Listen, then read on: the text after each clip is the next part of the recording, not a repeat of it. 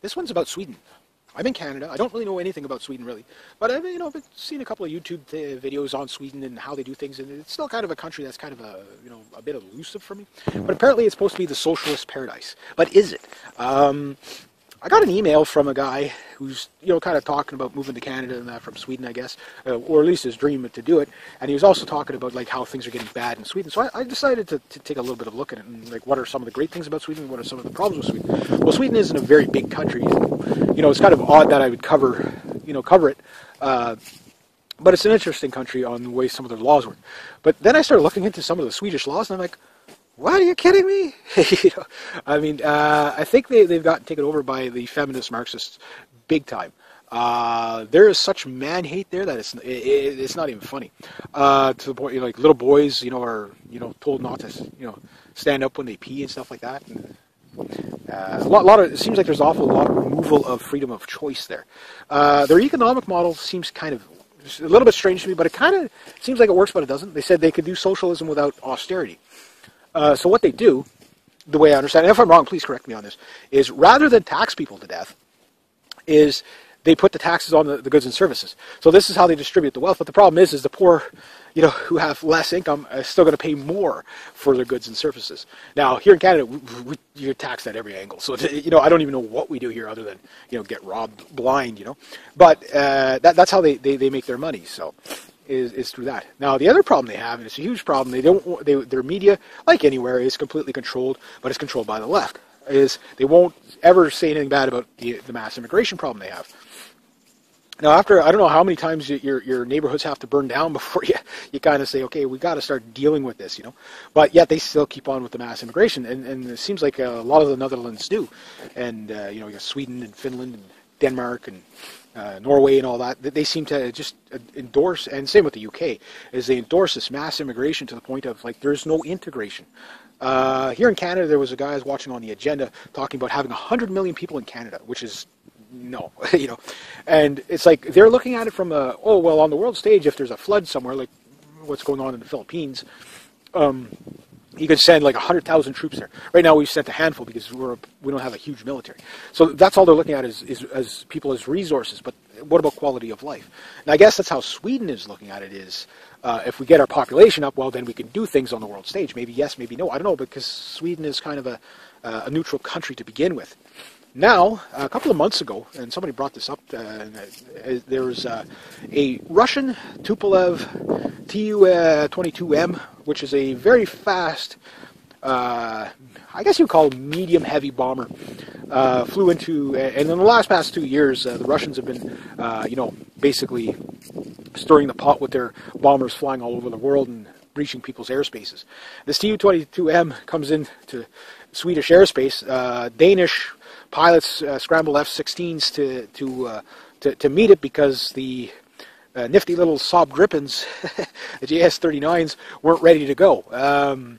And then I started looking into the Swedish military. Well, the Swedish military is kind of weird because it's kind of like Switzerland, where it has a kind of a bit of a conscript army, but it seems like they outsource some of their military. I guess it's part of their, kind of joint border or whatever. So I don't really know much about the Swedish military, but it does look fairly comparable to Canada's. Like, we both use Leopard tanks. The Swedes have one of the quietest diesel-electric submarines in the world. So the technology is really good. The Saab Gripen is a nifty little airplane. If you're, a single engine airplane is fine if you're only, if you're not doing missions over there somewhere. But if you're just over your own, if you get shot down over your own country, it's kind of, not that bad, or shouldn't be as bad, unless you're being fully invaded, So, that's kind of neat, the technology they have. They're going on this idea of a worldwide healthcare system, so to speak, where, come here and we'll give you this, we'll give you that, but yet people still aren't integrating when they're going there. And then, of course, you've got, the media where you can't speak out against that. So you're seeing right-wing parties, like, not quite like Greece and Golden Dawn, but Norway, Finland, Sweden, Switzerland, all of them, they have right-wing parties that are coming up. And they're all like EDL, Defense League parties, for the most part. But the Sweden has one, and it's starting to gain a little bit of momentum, but it's not like Golden Dawn, which actually got a lot of momentum. But they're going to get there. Why? Because there's only so many more riots and stuff that they can deal with. But the socialism, like, oh my God, like some of the laws in Sweden, like, is at least they can still own guns. You know, it looks pretty strict, but at least they can still own guns, unless it's changed. But it looks like most of the culture is atheist. It also looks like there's the rape statistics that I stumbled on, the 1 in 4 women, a few months I stumbled onto it. The rape crisis they have there. The thing I didn't know about Sweden is, and again, this is why I say like the Marxist feminists kind of have their extreme influence. Now, how much truth to it? Well, in Sweden, the way I understand it, and if I'm wrong, please correct me. If you're accused of of rape, you're innocent, guilty till proven innocent. So that's going to definitely boost the crime statistics there. So I don't know if that's true, but if it is, please let me know. Interesting little country anyway. A place I'd like to visit just to see it. But it does seem like there's an god awful lot of rules there. Like when I watch like a few Swedish people, like, you know, in the news and stuff like that, it's like they're very smart, they're very innovative, and I'm watching them, but I'm like, I would be considered so rude there. I'd be the most politically incorrect person that would be in Sweden. And, you know, just the way, like, the seems the way the culture is, they seem like a very, almost like self-guilt of some sort.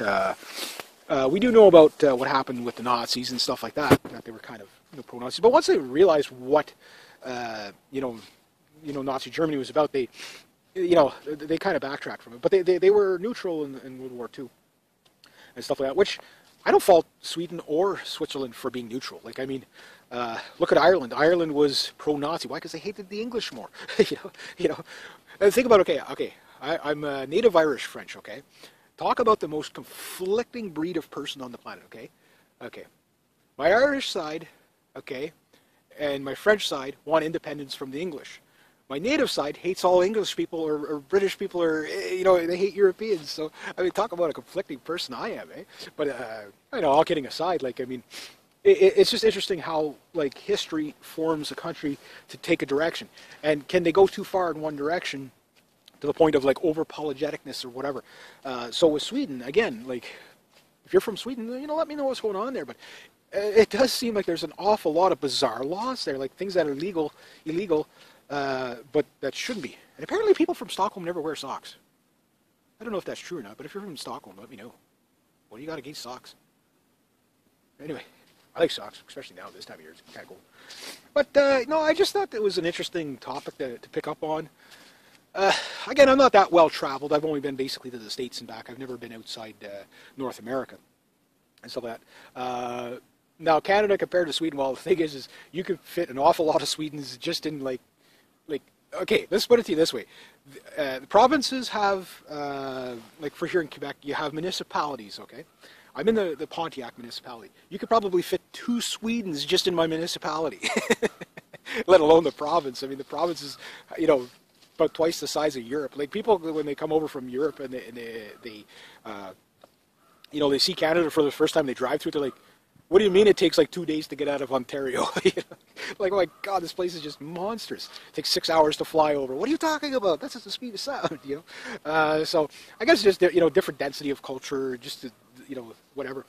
But, yeah, so like other weird things about Sweden that, you know, or not maybe weird, but just different. It's like, their economics, like, is it as good as they say, or, you know, is it not? Like, so I guess at the end of the day, it's like, you know, if all the socialists are saying that, you know, the Sweden is everybody should be doing like Sweden. One thing about the Swedish healthcare system is they benefit the most from the American healthcare system, because that's where all the innovation that they get. It comes from, you know, the extremely expensive healthcare system in the States. That's where all the innovation is.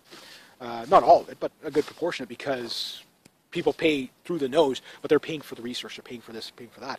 And in countries like, you know, here in Canada, we're basically a single-payer healthcare system for the most part, but there are some things that are privatized now. In Sweden, it seems like there are some things that are privatized as well, like if you can afford a better doctor, you can get one, which I would say, hey, that's the way to do it. You know, okay, if you can't afford anything, well, here's the public system for you, but if you can afford it, here you go. Now, I was watching one video from a girl from Sweden. She said that like the schooling is free for the most part, but she says it demotivates people from trying because you never have to struggle, you know. And then when they get out into the real world, where they don't really struggle, because it's like, well, it's provided for you for free. Is complete free education, I think, is a good idea depending on how you go about it.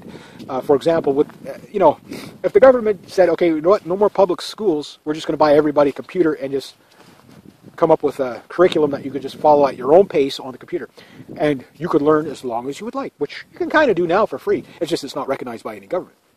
I mean, you know, computers made the school. Computers can make the school system and teachers obsolete. But however, you still need like sports and stuff like that, you know. But yeah, I guess you know, anything interesting about Sweden, if you want to put down. I'm not bashing the country, and I'm not making it look better with it. It's just, to me, it's like from what I hear from the odd person that will email me, is, you know, like some of the good things about the country, some of the not so good things about the country. And it's just, to me, it's a country that I guess I just don't understand it, because, you know, it's not like any other country out there. So is it the left-wing paradise that they say, or is there, you know, are there things that I'm missing? You know, is there, you know, a real war against men over there, the boys with the feminist movements? You know, you know, the media does seem to control that. Is the immigration really out of control over there? Is their school system as good as it sounds? You guys tell me. I mean, anything you know about Sweden, just post it down below. I think it's just an interesting discussion. It's an interesting topic. Again, so maybe someday I'd like to go visit there just to see what it's like. Oh yeah, and if you're from Sweden, tell me about your gun laws, because me being the big gun nut that I am, you know, you got to understand, Canada, in comparison to any other country in Europe, like Sweden, you know, you go back to, you know, like, you know, Vikings and stuff like that, which is very, very cool. Here in Canada, it's a total different set of ruffians here. I mean, we're a frontier nation, so to speak. We started our country through trade and well, that's the political correct term for it. What we really did is we basically pillaged and villaged. But we had Vikings here too. You know, about 1,000 years ago, they were the first people to kind of land here, and in about 13 to 18,000 years ago, you know, basically people from France came over on the ice sheet, and you know, that's still debatable today. And then about 12,000 years ago, we had people come over from Asia through the land bridge over Alaska. So, you know, and that's just what they know. I mean, that could change in you know, 4 months. They could discover an African that's been here for 28,000 years. You know what I mean? Like, you don't know. You know, it's whatever they know. But we do know that Canada has kind of a very bizarre culture. How, you know, I mean, our country kind of came into existence through trade, but we had tons of revolutions, tons of very bloody history here in Canada. A lot of people don't realize that. And long before the Europeans got here, I mean, native tribes, you know, they had their splats as well. And then, of course, you look at, you know, Sweden and Europe in the whole, you know, they might have had a skirmish or two over there, I think. I don't know, maybe. But, you know, it's just interesting to see where this stuff all, you know, how a country gets shaped to be what it is, and how Sweden is different from a lot of other countries in that sense. And again, you know, how does Sweden compare to Canada? That'd be interesting. If you're from Sweden, tell me how, you know, if you've been to Canada. First thing you'll probably notice is that, you know, depending on where you are, if you're in the city, it's very multicultural, but as soon as you get out of the city, you go, holy rednecks. You know, why do all the road signs have bullet holes in them? I don't know. Well, anyway, I will leave it at that, but rate, subscribe, and definitely comment. And if you're from there, just, you know, fill me in. I thought it was an interesting topic, and I wanted to cover it. So, all right, I guess I'll go with that. And as we say in Canada, have a good day, eh? Okay, I got another video for you. This one's kind of a bit of an odd video. This one's about Sweden. I'm in Canada. I don't really know anything about Sweden, really. But I've, you know, I've seen a couple of YouTube videos on Sweden and how they do things, and it's still kind of a country that's kind of a, you know, a bit elusive for me. But apparently it's supposed to be the socialist paradise. But is it? I got an email from a guy who's, you know, kind of talking about moving to Canada and that from Sweden, I guess, or at least his dream to do it. And he was also talking about, like, how things are getting bad in Sweden. So I decided to take a little bit of a look at it and, like, what are some of the great things about Sweden and what are some of the problems with Sweden. Well, Sweden isn't a very big country. You know, it's kind of odd that I would cover it. But it's an interesting country on the way some of their laws work. But then I started looking into some of the Swedish laws, and I'm like, what, are you kidding me? You know, I mean, I think they've gotten taken over by the feminist Marxists big time. There is such man-hate there that it's not even funny. To the point, you know, like, little boys, you know, are, you know, told not to, you know, stand up when they pee and stuff like that. And It seems like there's an awful lot of removal of freedom of choice there. Their economic model seems kind of a little bit strange to me, but it kind of seems like it works, but it doesn't. They said they could do socialism without austerity. So what they do, the way I understand it, if I'm wrong, please correct me on this, is rather than tax people to death, is they put the taxes on the goods and services. So this is how they distribute the wealth. But the problem is the poor, who have less income are still going to pay more for their goods and services. Now, here in Canada, you're taxed at every angle. So, I don't even know what we do here other than, get robbed blind, But that's how they make their money. So, is through that. Now, the other problem they have, and it's a huge problem, their media, like anywhere, is completely controlled, but it's controlled by the left. Is they won't ever say anything bad about the mass immigration problem they have. Now, after, I don't know how many times your neighborhoods have to burn down before you kind of say, okay, we've got to start dealing with this, But yet they still keep on with the mass immigration. And it seems like a lot of